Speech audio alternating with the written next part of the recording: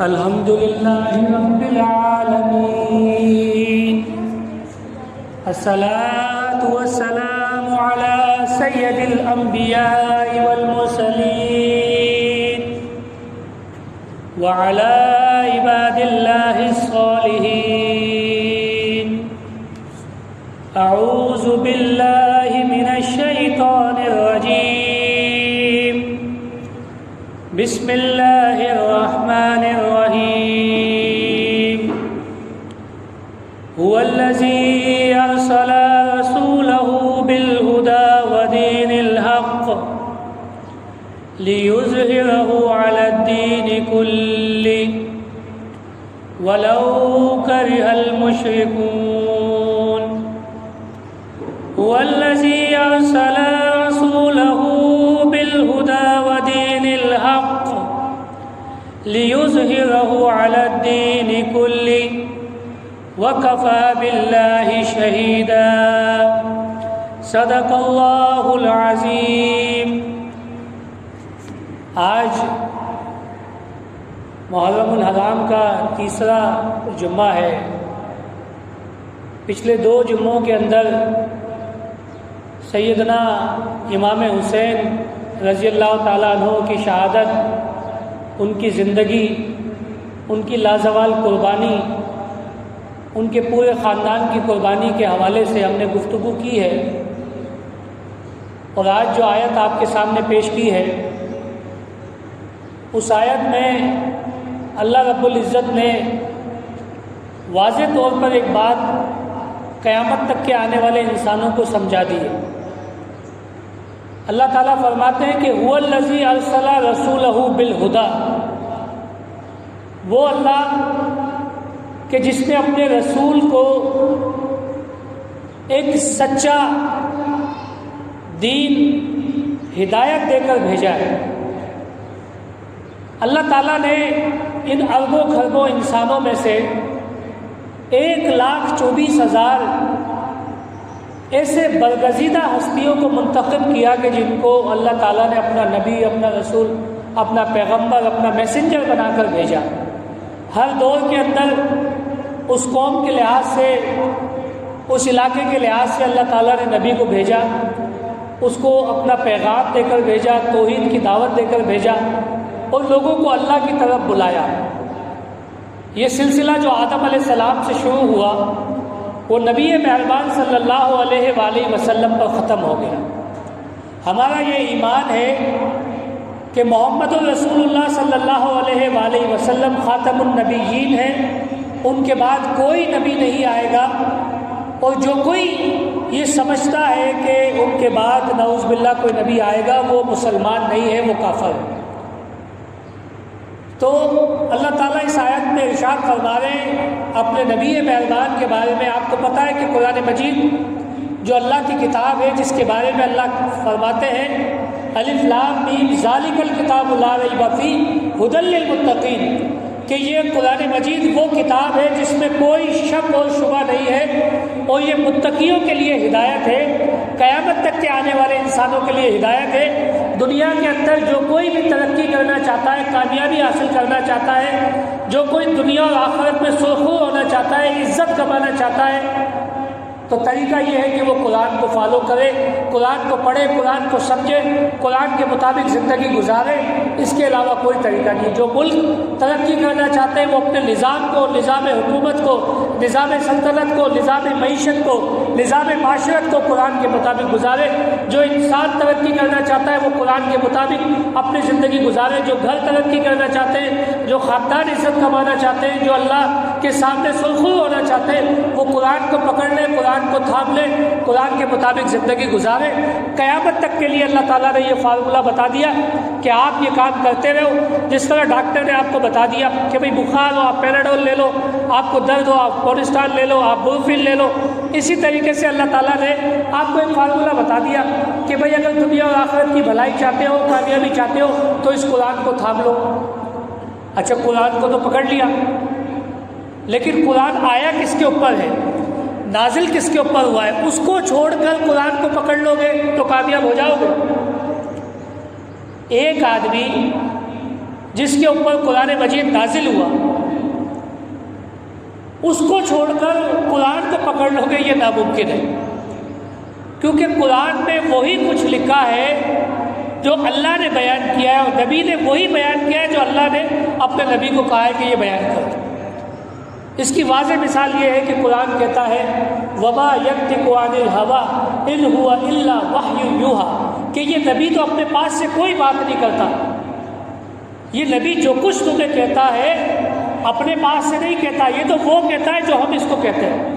اللہ گواہی دے رہے ہیں کہ یہ نبی مہربان صلی اللہ علیہ وآلہ وسلم جتنی بات کرتے ہیں اپنے پاس سے ایک بات بھی نہیں کرتے، یہ تو وہ کہتے ہیں جو ہم ان کو کہتے ہیں۔ پھر صحابہ کرام نے امہات المومنین حضرت عائشہ رضی اللہ تعالیٰ عنہ سے پوچھا کہ آپ ہمیں نبی کے اخلاق کے بارے میں بتائیں، نبی کی سیرت کے بارے میں بتائیں، تو انہوں نے بڑے تعجب سے سوال کیا کہ کیا تم نے قرآن نہیں پڑھا؟ حالانکہ سب نے قرآن پڑھا ہوا تھا، تو سب نے کہا کہ ہم نے قرآن تو پڑھا ہے۔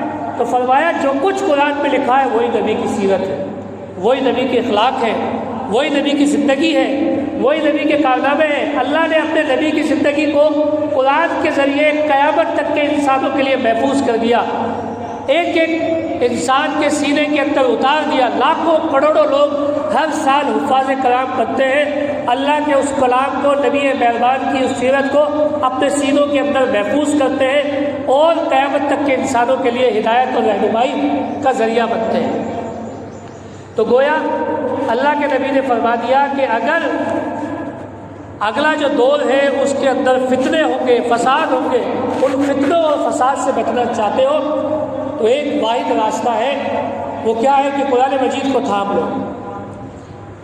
آج امت مسلمہ جو کبھی بھائی بھائی ہوتے تھے، جن کے لیے قرآن فرماتا ہے کہ محمد رسول اللہ والذین معہ اشداء علی الکفار رحماء بینہم، کہ محمد اللہ کے رسول ہیں صلی اللہ علیہ وآلہ وسلم، اور جو لوگ ان کے ساتھ ہیں وہ آپس میں اتنی محبت کرنے والے ہیں، دل و جان چھڑکنے والے ہیں، ایک دوسرے کے لیے جان دینے والے، لیکن دشمنوں کے اوپر بڑے سخت ہیں۔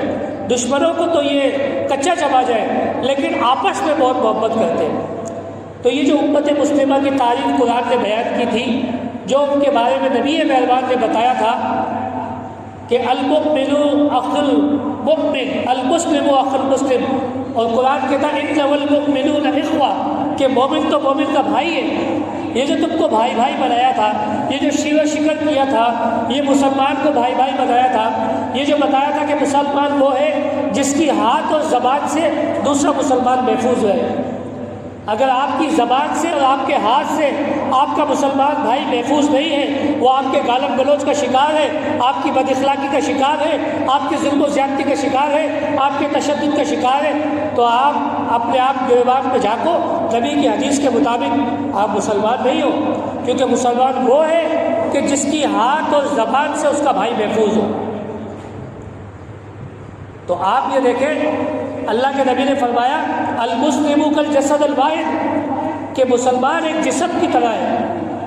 وہ افریقہ، امریکہ، یورپ، آسٹریلیا، انڈیا، بنگلہ دیش، افغانستان، سعودی عربیہ، پاکستان، ایران، پوری دنیا 300 سے زیادہ ممالک، 8 ارب سے زیادہ انسان، جہاں جہاں پر مسلمان ہیں، اللہ کے نبی فرما رہے ہیں المسلم کالجسد الواحد، مسلمان ایک جسم کی طرح ہے۔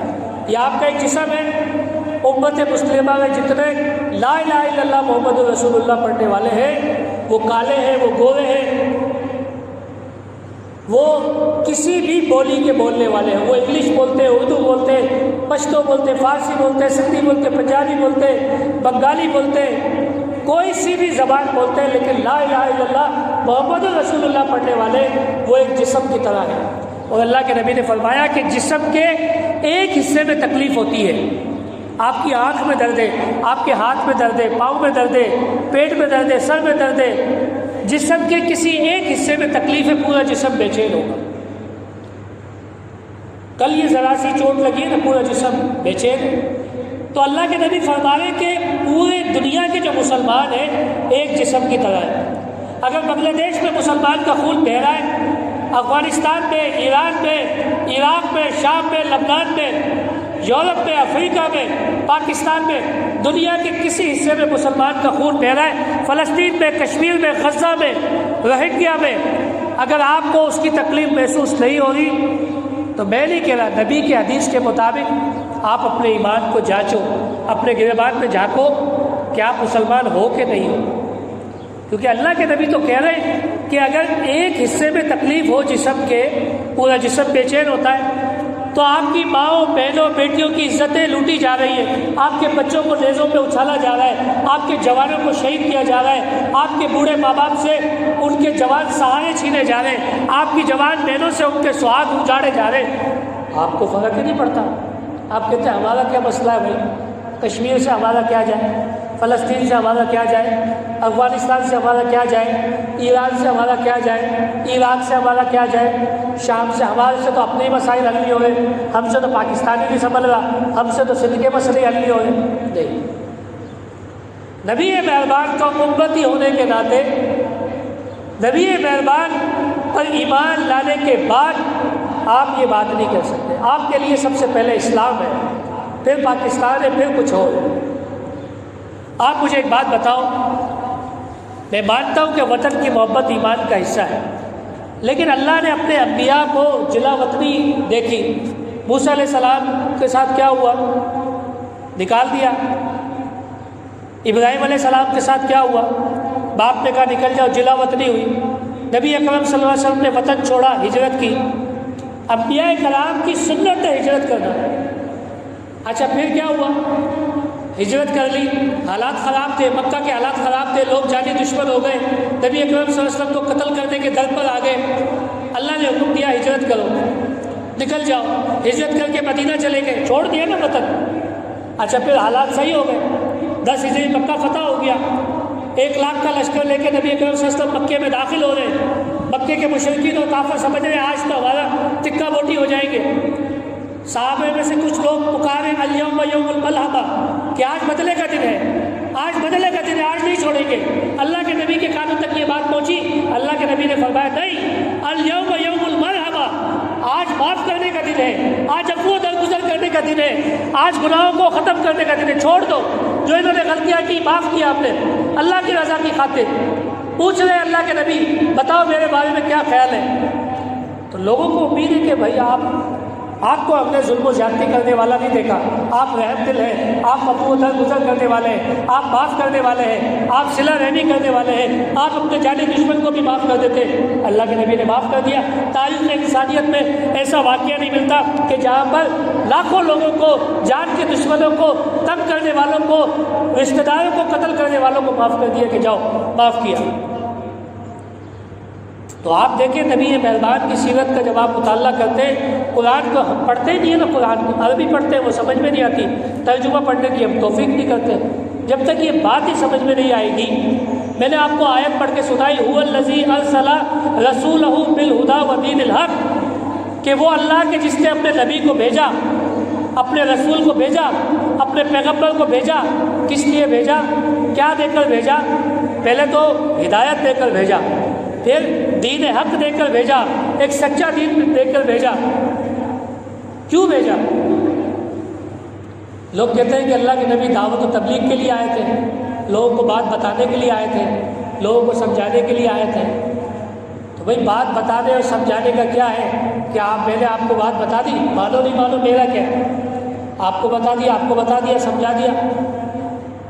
قرآن کیا کہہ رہا ہے؟ قرآن کہہ رہا ہے هو الذی ارسل رسولہ بالہدی ودین الحق لیظہرہ علی الدین کلہ، یظہرہ ظاہر کر دے، غالب کر دے، کس پر؟ علی الدین کلہ، جتنے جھوٹے ادیان باطلہ جتنے ہیں، جتنے 2 نمبر دین جو بنے ہوئے ہیں، جو توحید کے اندر ملاوٹ کر کر، جو رسالت کے اندر ملاوٹ کر کر، جو ختم نبوت کو ختم کر کر، جو ادیان باطلہ، جو جھوٹے دین، جو جھوٹے نبیوں کی بات کر رہے ہیں، وہ دین جتنے بنے ہوئے سب کے اوپر دین اسلام کو غالب کر دیں۔ تو غالب صرف باتوں سے ہوگا، پیار محبت سے، اخلاق سے کبھی میں ریکویسٹ لے کے آیا ہوں نہیں۔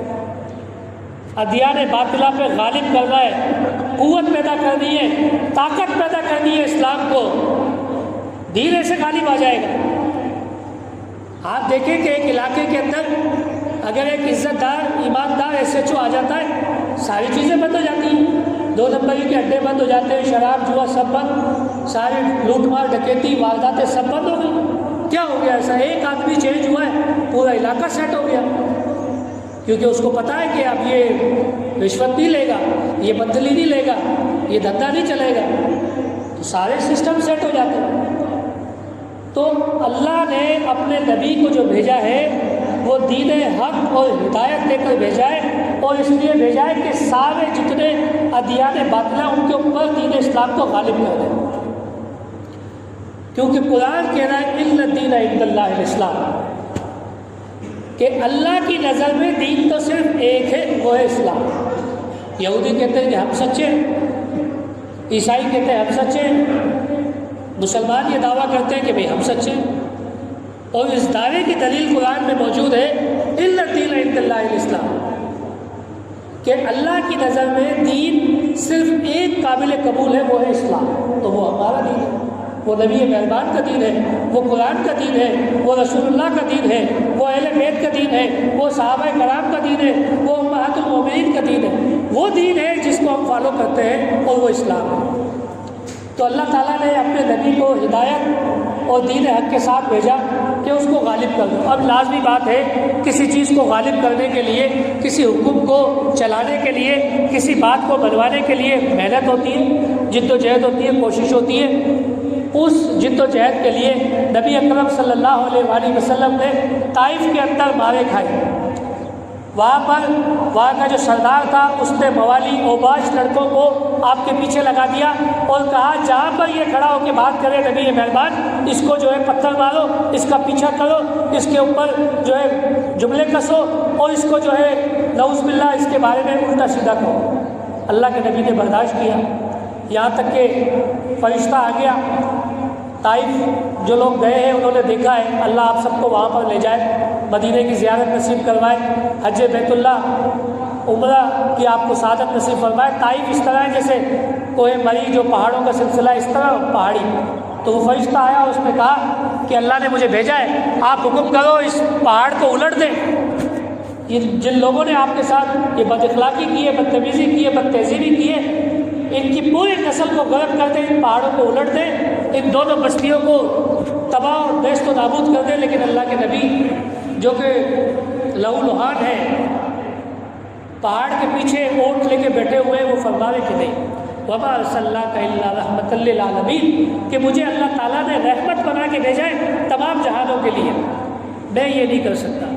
مجھے امید ہے یہ نہیں ان کی نسلوں کے اندر سے لوگ ایسے پیدا ہوں گے جو اسلام کا پرچم سر بلند کریں گے، اسلام کی دعوت لے کر جائیں گے۔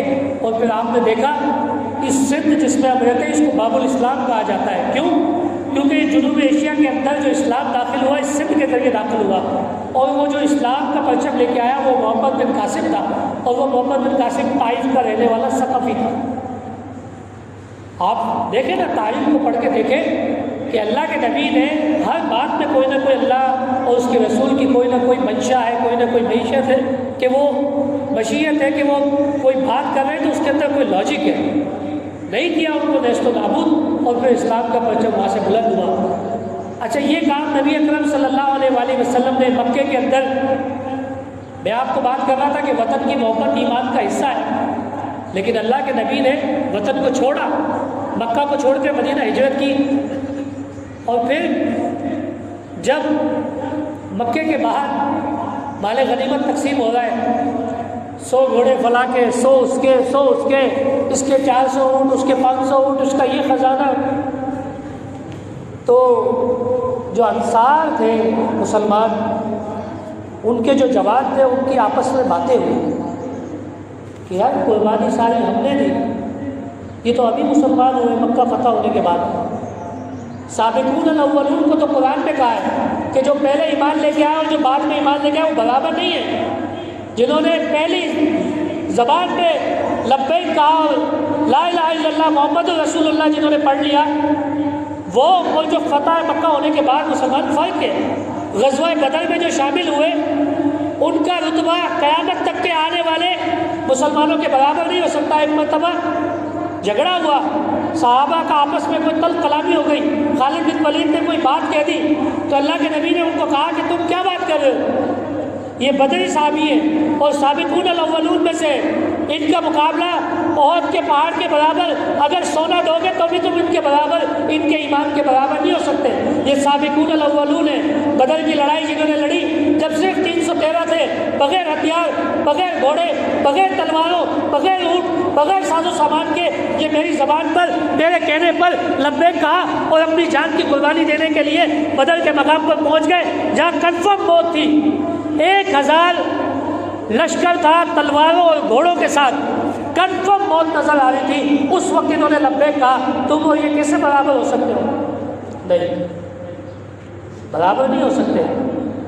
تو انصار کے کچھ لوگوں نے یہ باتیں کی تو اللہ کے نبی تک یہ باتیں پہنچ گئی کہ وہ کہہ رہے ہیں کہ دیکھو ان کو 400 اونٹ 500 اونٹ دے دیے اور ہم جو ہے سارا اسلام کا ہم نے مدد کی اور ہمارے ساتھ کچھ بھی نہیں۔ تو اللہ کے نبی نے بلایا، سب جمع کی، بولا میں نے یہ باتیں سنی ہے اور آپ بالکل صحیح کہہ رہے ہیں، آپ اس سے زیادہ کہیں کہ جب لوگ مجھے قتل کرنا چاہتے تو ہم نے پناہ دی تھی، اور جب اسلام کو کوئی مددگار نہیں تھا تو ہم نے مدد کی تھی، اور بھی تم کہہ سکتے ہو۔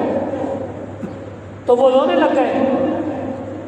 کبھی کبھار ہمارے دل میں بھی ہوتا ہے نا یار، ہمیں اللہ تعالیٰ جو ہے لوگوں کے پاس گاڑیاں ہیں، بنگلے ہیں، کیا کیا ہے لوگوں کے پاس، لوگوں کے کتے بھی اے سیوں میں بیٹھے ہیں، ہمارے بچوں کے لیے 2 وقت کی روٹی صحیح طریقے سے نہیں ہے۔ کبھی کبھار دل میں آتی ہے نا انسان کے، لیکن جب وہ قرآن پڑھتا ہے، جب وہ اللہ کی نعمتیں گنتا ہے کہ ایک انسان اپنے پیدا ہونے سے مرتے دم تک یہ جو آکسیجن استعمال کرتا ہے اس کی مالیت 50 کروڑ سے زیادہ ہے، یہ اللہ اگر یہ آکسیجن بند کر دے، یہ آنکھوں کی جو بینائی ہے جس سے آپ اس حسین دنیا کو دیکھ رہے ہو، کسی اندھے کو دیکھ کے پتہ لگتا ہے کہ اس کی کیا قیمت ہے، کسی معذور کو دیکھ کر اپنے ہاتھ پاؤں کی قیمت پتہ چلتی ہے، کسی کینسر زدہ شخص کو دیکھ کر پتہ لگتا ہے کہ یا اللہ کہ تو نے مجھے بیماریوں سے محفوظ کیا، غریب ہوں تو کیا ہوا، دال روٹی کھا رہا ہوں تو کیا ہوا، تیری بے پناہ نعمتیں، اور اللہ تعالیٰ سے انسان معافی مانگتا کہ یا اللہ میرے سے غلطی ہو گئی، میں نے جو ہے گلا شکوہ کیا تیرے سے، میں تو تیری نعمتوں کا شکر ہی نہیں ادا کر سکتا۔ تو جب صحابہ کی یہ باتیں سنی تو وہ رونے لگے۔ اللہ کے نبی نے فرمایا کہ تم صحیح کہہ رہے ہو، لیکن خدا کی قسم کیا تم نہیں یہ چاہتے کہ لوگ گھوڑے، بکریاں، اونٹ لے جائیں اور تم اللہ کے نبی کو اپنے ساتھ لے جاؤ؟ تو انہوں نے کہا کہ نہیں، ہم چاہتے ہیں کہ اللہ کے نبی کو اپنے ساتھ لے جائیں۔ دیکھو وطن کی محبت ہے ایمان کا حصہ۔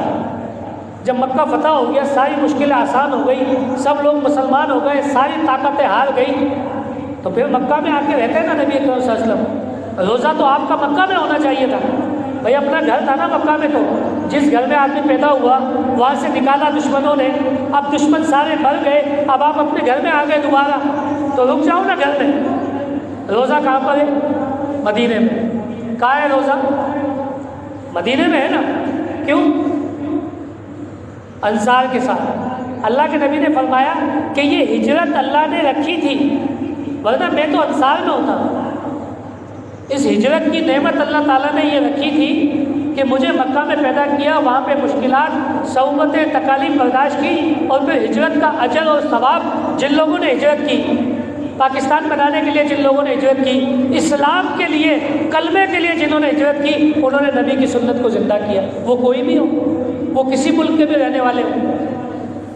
تو آیت جو پیش کی گئی تھی وہ یہ تھی کہ نبی مہربان کو اللہ نے بھیجا ہے دین حق اور ہدایت کے ساتھ، اس لیے کہ دین غالب کر دے سارے جھوٹے دینوں کے اوپر، دین اسلام کو غالب کر دے۔ اس کے لیے نبی نے قربانی دی، صحابہ کرام خلفائے راشدین نے قربانی دی، اور سب سے بڑی قربانی امام حسین رضی اللہ تعالیٰ عنہ نے کربلا کے میدان میں پیش کی، اور یہ نمونہ پیش کیا کہ دین اسلام جو ہدایت اور رہنمائی ہے، جو مکمل ضابطہ حیات ہے، جو اللہ کی طرف سے تسلیم کردہ دین ہے، اس کے اندر اگر آنا چاہتے ہو، ادخلوا فی السلم کافہ، پورے کے پورے داخل ہونا چاہتے ہو تو قربانی دینی پڑے گی، اس کے بغیر دین میں نہیں آ سکتے۔ تو امام حسین رضی اللہ تعالیٰ عنہ کہ جنہوں نے دین کی خاطر، اسلام کی خاطر اپنی جان کی قربانی دی، اپنے اہل و عیال کی قربانی دی، اپنے بچوں کی قربانی دی، ایک میسج دیا کہ حکومت وقت کہ جن کے ہاتھ میں اقتدار ہے یہ اقتدار اللہ کی طرف سے ایک امانت ہے، اس کی پوچھ گچھ ہوگی، پوچھا جائے گا۔ جب عمر رضی اللہ تعالیٰ عنہ فرما سکتے کہ دریا فرات کے کنارے اگر کتا بھوک سے مرے گا تو عمر سے پوچھا جائے گا، کیونکہ عمر خلیفۃ المسلمین ہے۔ تو آج جو لوگ بھوک اور پیاس سے مر رہے ہیں، غربت اور افلاک سے مر رہے ہیں، خودکشیاں کر رہے ہیں، غربت کی وجہ سے، تنگ دستی کی وجہ سے، ظلم و زیادتی کی وجہ سے، جن بچیوں کو اٹھایا جا رہا ہے، جن ماں باپ کو تنگ کیا جا رہا ہے، جن بچوں کو نشے میں لگایا جا رہا ہے، جن کو بدکاری کی طرف دھکیلا جا رہا ہے، تو کیا حکومت وقت سے نہیں پوچھا جائے گا؟ تو آج کا پیغام یہ ہے کہ ہم امام حسین رضی اللہ تعالیٰ عنہ کی طرح جو حق بات ہے وہ حق بات کریں۔ اگر کوئی حکومت وقت، آج آپ دیکھیں کہ بجلی کی کیا قیمت ہم ادا کر رہے ہیں، کس قیمت میں یہ لے رہے ہیں۔ وہ رینٹل پاور پلانٹس جو بند پڑے ہیں، وہ بند پلانٹس کا ہم کرایہ دے رہے ہیں، لاکھوں کروڑوں ڈالر ہم وہ کرایہ دے رہے ہیں اور ان غریب عوام سے وصول کر رہے ہیں۔ اس بجلی کے بل کو آپ پڑھ کے تو دیکھیں کہ کس کس قسم کے ٹیکس ہیں۔ یہ 14 گھنٹے لوڈ شیڈنگ، یہ 14 گھنٹے سوئیگیز کی لوڈ شیڈنگ، یہ سارا ظلم اور زیادتی جو حکومت کی طرف سے ہے، تو کیا ہمارا فرض نہیں ہے کہ ہم آواز اٹھائیں؟ امام حسین کے نقش قدم پر چلتے ہوئے حق بات کرنا ہر مسلمان کا حق ہے کہ وہ حق بات کرے۔ ظالم اور جابر حکمران کے سامنے کلمہ حق بلند کرنا جہاد افضل نبی اکرم صلی اللہ علیہ وآلہ وسلم فرمایا۔ تو اللہ تعالیٰ سے دعا کریں، اللہ تعالیٰ ہمیں ہمت دے، استقامت دے، وہ جرأت دے جو امام حسین رضی اللہ تعالیٰ اور ان کے ساتھیوں کے پاس تھی، اور ہمیں حق بات کرنے کی توفیق دے، ہمیں اپنے بچوں کو حق بات سمجھانے کی توفیق دے، ہمیں وہ جذبہ دے کہ ہم جو جائز کو جائز کہیں، ناجائز کو ناجائز کہیں۔ اللہ تعالیٰ سے دعا ہے، اللہ تعالیٰ نے یہ جو قرآن مجید جو ہمارے لیے ہدایت اور رہنمائی کا سرچشمہ ہے، جو اللہ تعالیٰ نے بھیجا ہے، اللہ تعالیٰ اس پہ ہمیں پڑھنے کی، سمجھنے کی، عمل کرنے کی اور اس کا نظام لانے کی توفیق عطا فرمائے۔ وآخر دعوانا ان الحمد للہ رب العالمین۔